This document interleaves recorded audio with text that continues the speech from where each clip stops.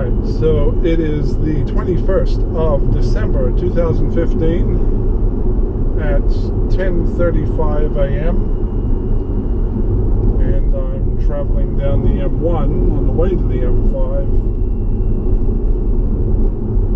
And I know it's been a little while since my last video confession, talk, but something I just went playing, but anyway. I've been spending the last week and a bit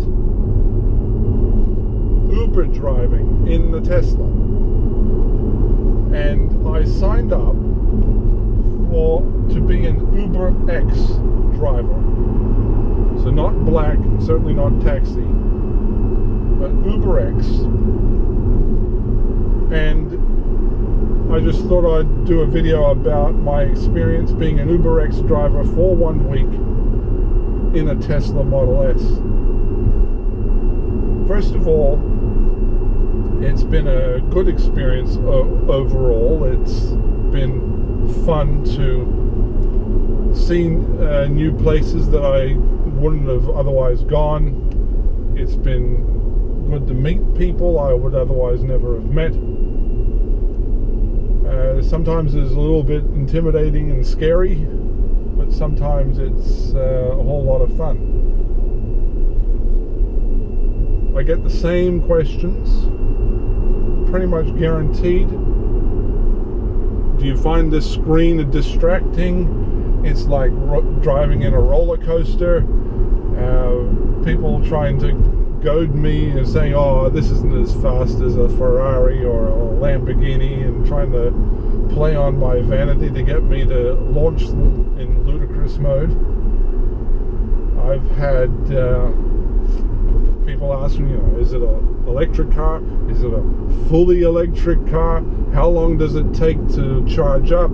How far can you go on a full charge? And yeah, sometimes it gets a little repetitive for me to answer the same old questions over and over again. But that's just Tesla for you. It's captured the public's imagination, and people just want to know about it. I've driven people that I know. I've met before I was an UberX driver. I know them, and they just happened to ask for an Uber, and I was the one that picked them up. That happened twice.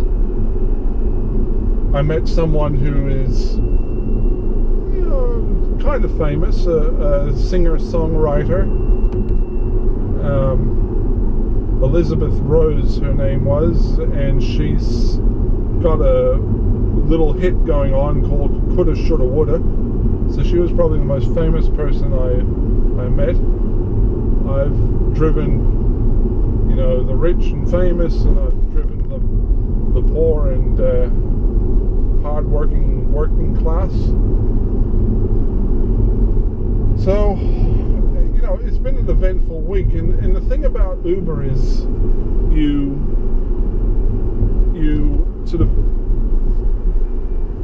have this partner app, and it tells you, oh, there's somebody who wants to be picked up, and a rider to go pick up, and then you pick them up. It shows you where to go, like a navigation, shows you how to get to the destination, and then you drop them off in it, and Uber then charges the fare.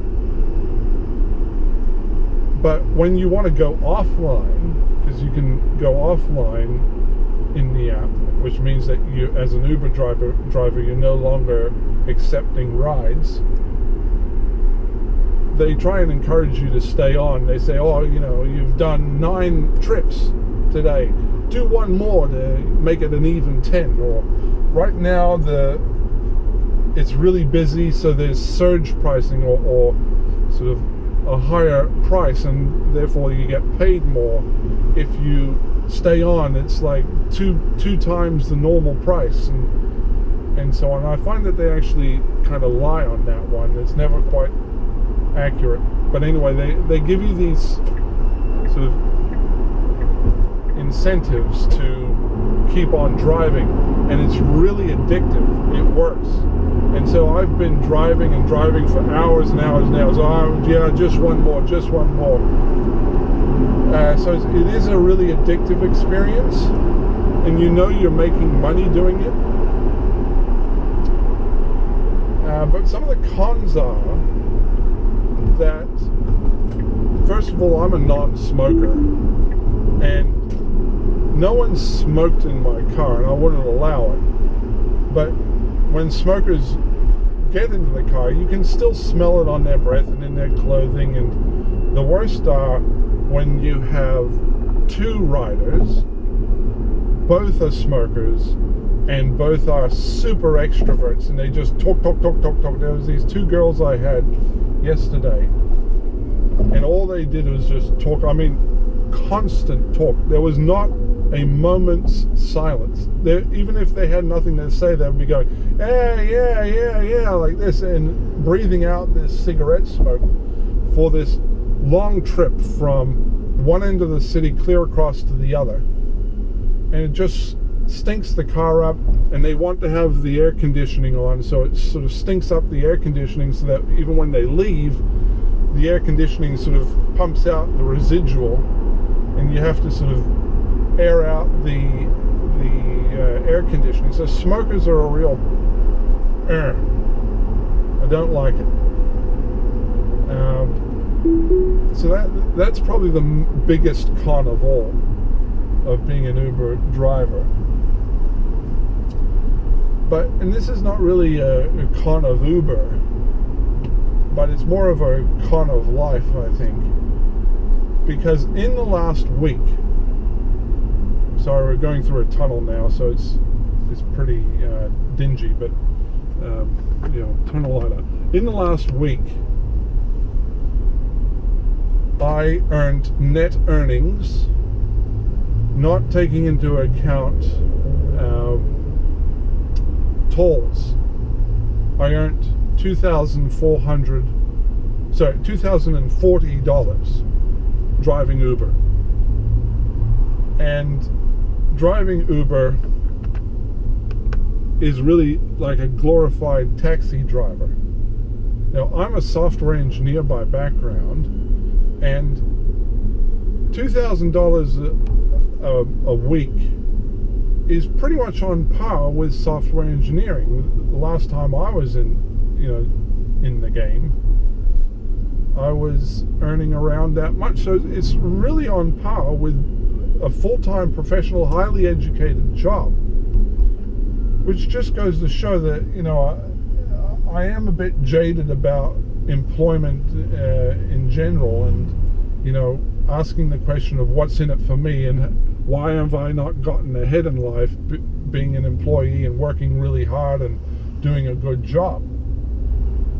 And here I am as a Uber driver, and admittedly I'd have to be a full-time Uber driver, and it really is full on being an Uber driver. It's constant.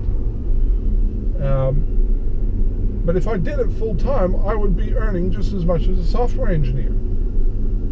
It's crazy. And I'm not interested in this bullshit notion, I'm not interested in this idea that in order to earn more, you have to go into management. Why? Why does that have to... No. Management, I don't want to be in management. That sucks. I don't mind being a business owner, especially if I'm just running my own business in my own way. That's fine. But no, not having to go into management just to get a pay raise. That's the ticket to a midlife crisis, So anyhow, the driving UberX, will I continue to do it? Probably. I did it full-time last week. I don't think I'll be doing it full-time anymore.